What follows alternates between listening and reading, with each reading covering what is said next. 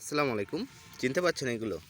হ্যাঁ, ঠিকই ধরেছেন। এগুলো হচ্ছে কলমি শাক, যেগুলো বাজারেই কিনতে পাওয়া যায়।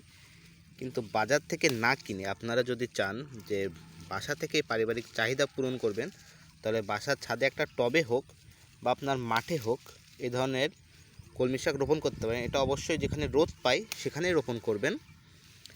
দেখুন, একবার রোপণ করলে কিন্তু বারবার খাওয়া যাবে। কিভাবে বলি, এই যে এটা দেখুন, মাথাটা ভেঙে নিলাম না, এই সাইড থেকে কিন্তু আবার নতুন করে কুশি হবে এবং সেখান থেকে আবারও কলমি শাক তুলতে পারবেন।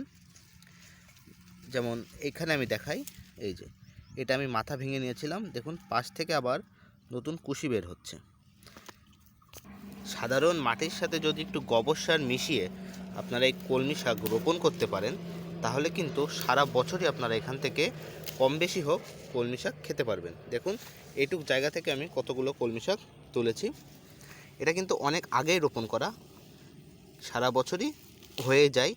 কখনো গোড়া থেকে গাছ তুলবেন না, এভাবে মাথা থেকে ভেঙে নেবেন, তাহলে আবার নতুন করে ওইখান থেকে কুশি ছেড়ে নতুন শাক খাওয়া যাবে।